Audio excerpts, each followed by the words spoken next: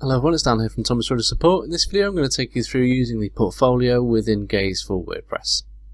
So what we're going to do in this particular video is look at how the portfolio section works, how to create a project, etc., and the various options available within it. As with all our themes, we make things very straightforward, but we'll just go through the process of actually creating one of these just so you can see how it all works.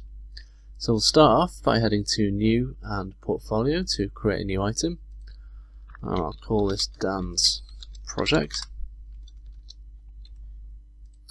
and the blurb here I'll just put in some random text. Obviously this should be something a bit more descriptive about your project. And the main thing to bear in mind, we've got the usual things to work with. Obviously title, main content area, the featured image, which is actually what represents your project throughout your site, and the gallery, or the featured content images I should say, so you can have additional images within each project. If that doesn't make a lot of sense, then I'll describe it for you now and show you exactly what I mean. So before we continue, I'm going to assign it to a category. I'll just choose web design and I'll give it a featured image. I think in this case I'll upload something fresh.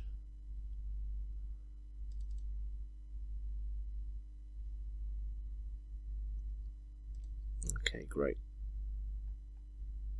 I'm just going to pop in a couple of featured content images as well.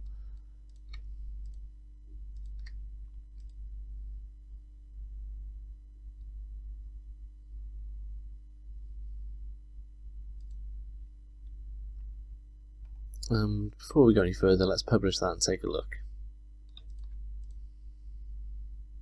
Okay. So what we can see here, we've got the main featured image being used as the background for the title. We've got the blurb on the right here, and we've got our extra featured content images in a nice little slider here. Now, another thing you can do, if you're not particularly keen on that layout, you can have the main featured content above the text. To choose the alternate layout, simply select here in the position option, top content.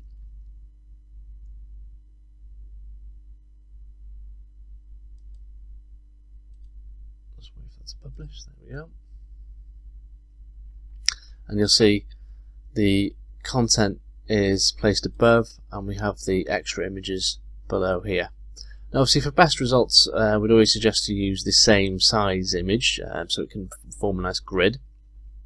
As you can see, I've just picked some at random from my media library, but it just kind of shows you exactly what's what, as it were. Now, some extra things you can add in if you want to add some more details above and beyond the normal description. We actually give you an area for extra details here. Now, this could be pretty much anything you wish. You've got two text boxes, so it will say client, and let's say, for instance, this was for Microsoft.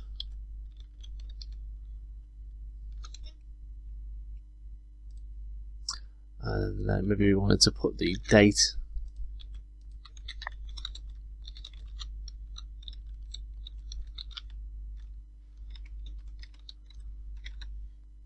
And so on and so forth. You can add as many of these as you wish. Put in something random here for now.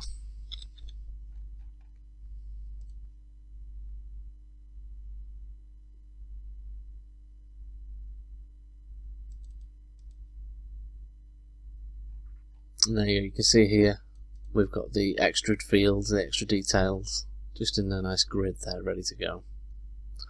And that's pretty much it really. Now the only thing to bear in mind, when you're adding the portfolios to a page, you can do so with the portfolio feed block. If we have a look here.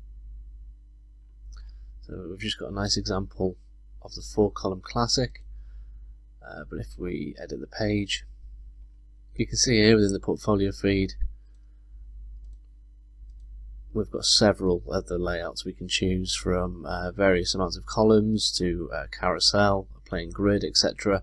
Just choose the one that you most like the look of, and depending if your particular feed is applicable, you can also show or hide the load more as well.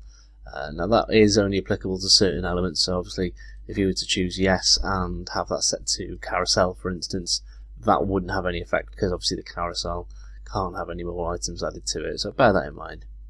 And that's pretty much it. If you do have any more questions on the portfolio with Engage for WordPress, then do come see me over at support. I'll be more than happy to help. Other than that, have fun with the theme and thanks for watching.